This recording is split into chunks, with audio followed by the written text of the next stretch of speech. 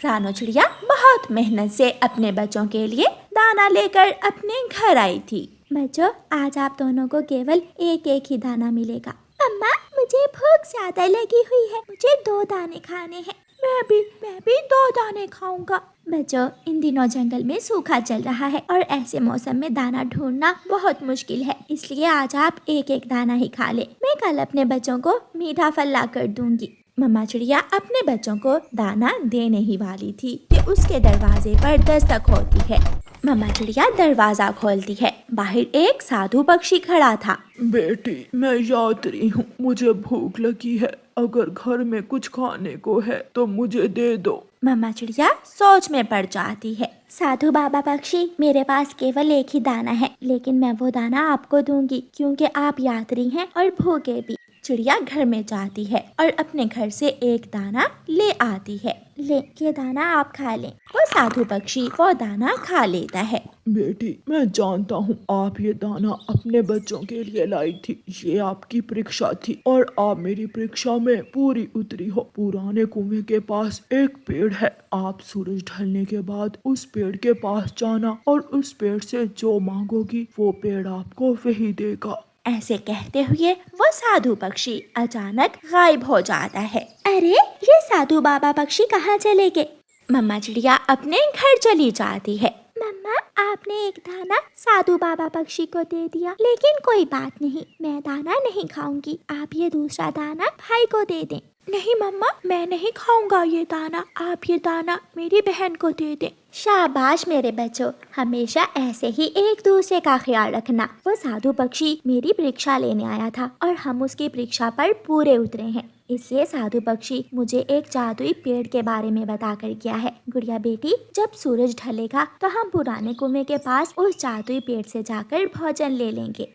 ऐसे ही शाम हो जाती है और सूरज ढलने लगता है। मम्मा चिड़िया अपने दोनों बच्चों को लेकर पुराने कुएं के पास बड़े पेड़ के पास जाती है। शायद यही वो पेड़ है जिसके बारे में मुझे साधु बाबा ने बताया था। मम्मा, क्या ये पेड़ हमें भोजन देगा? मुझे पूरा विश्वास है ये पेड़ जरूर हमारी मदद करेगा। माँ बेटी की बातें सुनकर वो पेड़ रानो चिड़िया से कहता है, रानो चिड़िया, मैं हमेशा उसी पक्षी की मदद करता हूँ जो दयालु हो और जिसने कभी लालच ना किया हो। मांगो, क्या मांगती हो? जादुई पेड़, मुझे खाना दे दे, मेरे बच्चे भूखे हैं। फिर उस पेड़ में से एक तेज रोशनी निकलती है और वो पेड़ रानो चिड़िया को ढेर सारे मीठे फल दे देता है। रानो चिड़िया मीठे फल लेती है और अपने बच्चों को साथ लेकर अपने घर चली जाती है। जब रानो चिड़िया अपने घर जाती है तो भूखा तोता रानो चिड़िया के पास आता है। चिड़िया चिड़िया, मैं बहुत भूखा हूँ, मुझे खाने को कोई चीज दे। तोते भैया, चिंता ना करें, अब हमें भोजन लेने के लिए कहीं जाने की जरूरत नहीं है। आप हर रोज मेरे पास आकर अपना भोजन ले जाया करना। तोता ये सुनकर बहुत खुश होता है। चिड़िया तोते को एक मीठा फल दे देती है।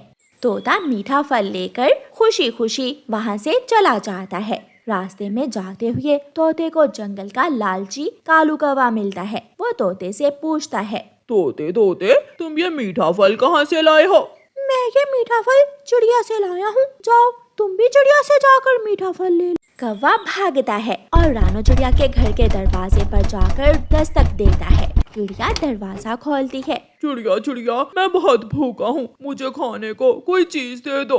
कौवे भैया, आप देर से आए हैं, मेरे पास जो मीठे फल थे वो तो मैंने बांट दिए। तोता ले गया, बुलबुल ले गई और कबूतर। अब तो कल ही आपको मीठा फल मिलेगा। चिड़िया चिड़िया, तुम ये मीठे फल कहाँ से लाई थी? कौवे भैया, ये सीक्रेट है, ये मैं आपको नहीं बता सकती। ठीक है, लेकिन कल भूल ना जाना चिड़िया, मेरे लिए भी मीठा फल जरूर लेकर आना। कौवा चला जाता है। ये सीक्रेट है, गोरी गोरी, वो छोटी चिड़िया का सीक्रेट हमें जानना होगा। हम कल छुप छुप कर चिड़िया के पीछे जाएंगे और चिड़िया का सीक्रेट जान लेंगे। फिर वो दोनों लालची कौवे ऐसा ही करते हैं। जब दूसरे दिन रानो चिड़िया अपने बच्चों को साथ लेकर पुराने कुएं की तरफ जादुई पेड़ के पास जाती है तो कौवे चिड़िया का पीछा करते हैं। कौवे चिड़िया से थोड़ी दूर झाड़ियों में छुपकर बैठ जाते हैं। पेड़ पेड़, जादुई पेड़, मुझे खाना दो। आज कौवा भी मेरे पास मीठा फल लेने आएगा, तोता और कबूतर भी, सबके लिए मुझे खाना दे दे। शाबाश रानो चिड़िया, मुझे विश्वास था कि तुम अपने साथ साथ दूसरे पक्षियों की भी मदद करोगी। दूसरे ही लम्हे उस पेड़ से तेज रोशनी निकलती है और वो पेड़ रानो चिड़िया को ढेर सारा दाना और फल दे देता है। ये तो बहुत आसान है कालू जी, अब हम इस चिड़िया से नहीं बल्कि इस जादुई पेड़ से ही अपना भोजन लेंगे। रानो चिड़िया भोजन लेकर वहाँ से चली जाती है। चली गई गोरी, चिड़िया चली गई है। चलो अब हम भी जादुई पेड़ से जाकर भोजन ले लेते हैं। कौवी और कौवा उस जादुई पेड़ के पास जाते हैं। पेड़ पेड़ जादुई पेड़, हमें भी भोजन दो, हम भी भूखे हैं। पेड़ से आवाज आती है। कौवी और कौवे, शायद तुम जानते नहीं हो कि मैं भोजन केवल ऐसे पक्षियों को ही देता हूँ जो लालची न हो और दयालु हो। चाचा जादुई पेड़ जी, हम लालची नहीं हैं, हम भी दयालु पक्षी हैं। मैं सब जानता हूँ, तुम एक नंबर के फ्रॉडिये, धोखेबाज और लालची पक्षी हो। भाग जाओ यहाँ से, वरना मैं मार मार कर तुम्हें बंदर बना दूंगा। ये सुनकर कौवी और कौवा मुंह लटकाकर वहाँ से चले जाते हैं और जाकर रानो चिड़िया से फल लेकर खाते हैं। कालू जी, पेड़ जी की बात तो सच्ची थी, हमने कभी भी कोई अच्छाई का काम नहीं किया। अगर हम भी चिड़िया की तरह दयालु होते तो वो जादुई पेड़ हमें भी खाना दे देता। और फिर रानो चिड़िया हमेशा दूसरे पक्षियों की मदद करती रही।